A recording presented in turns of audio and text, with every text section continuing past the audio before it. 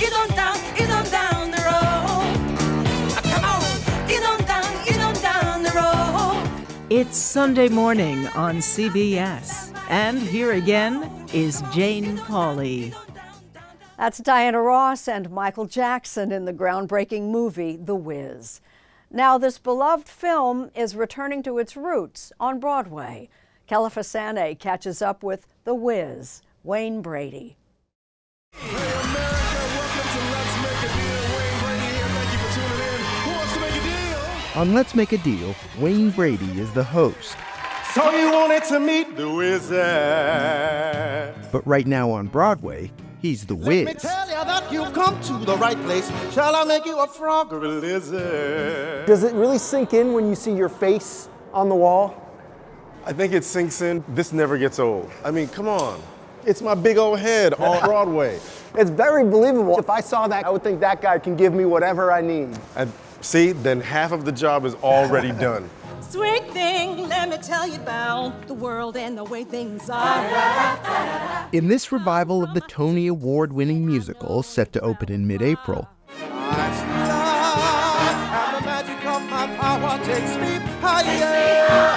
Brady's Wiz is both a showman and a con man, promising the world to Dorothy, the Scarecrow, the Tin Man, and the Lion.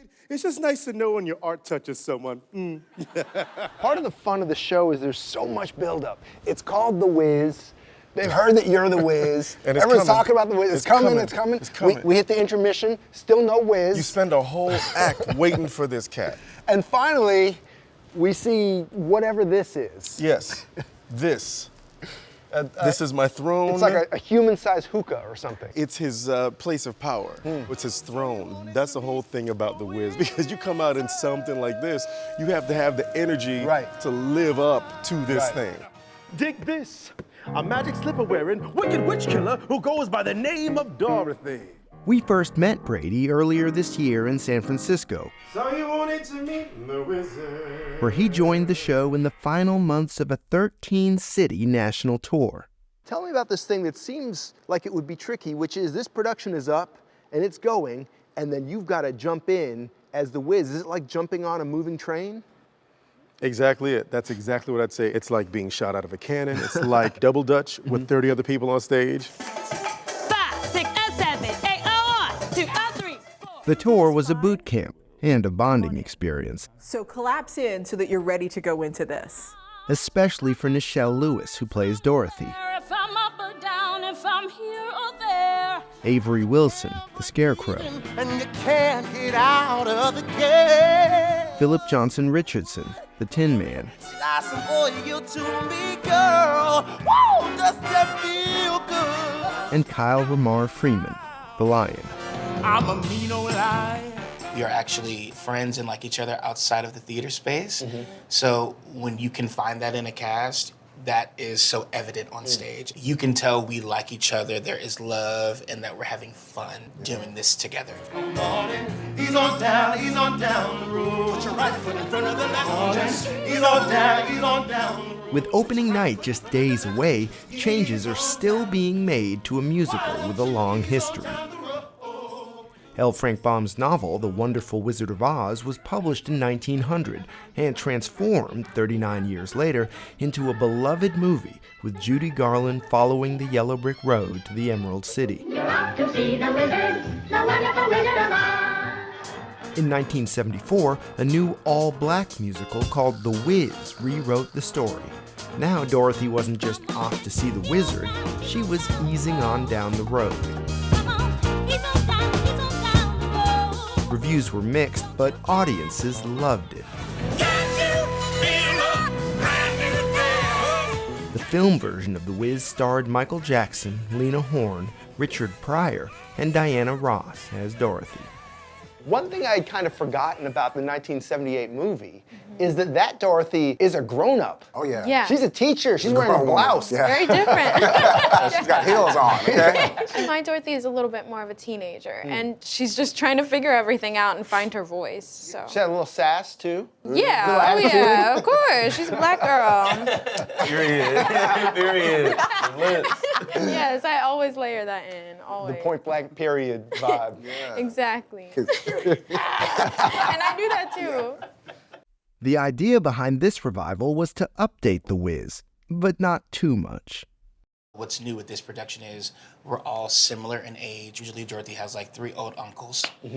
But now she has 3 friends, and that makes it a different experience. And we're singing, the arrangements are incredible. When I saw it, it felt like Ease On Down the Road was almost an extra character in the show because people love that song so much. And as soon as they hear the beat, they start moving. Oh, clapping. Yes, singing. Clapping. It's amazing to love see, it. though, that how people receive the music in itself still to this day. It's kind of embedded in everyone. And also, there are songs that I feel like that people, they're like, oh, wow, I didn't realize I love this song so much. I wish I was home, I wish I was back there with the things I've been knowing.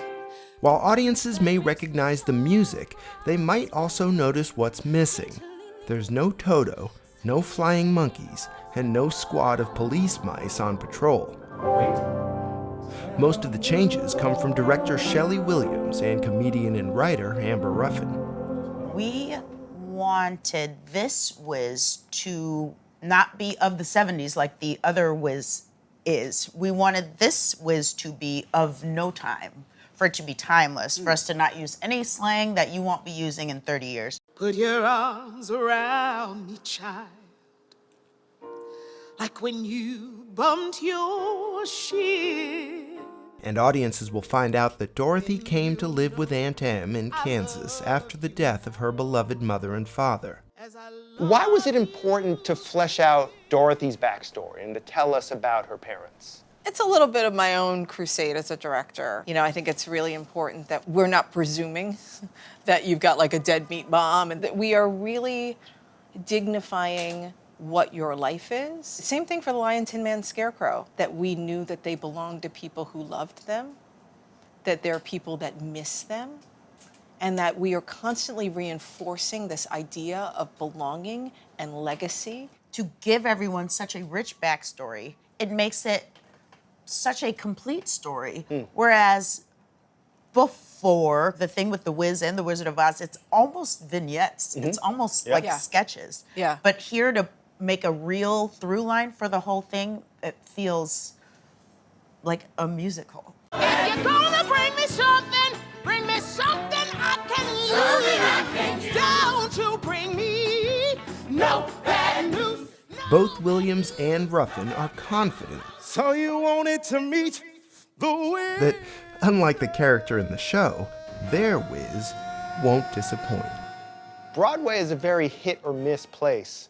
How much pressure is there for this thing to succeed? I feel like, sure, there's immense pressure. We took something that is precious to everyone and we messed with it. But there is zero pressure, because I have seen high school productions of The Wiz where I'm like, this is the best show I've ever seen. The Wiz is just good. It's a good show. I'm not saying it's bulletproof, but I'm saying if you come to this theater to have a good time, you will have a good time, and that's a guarantee.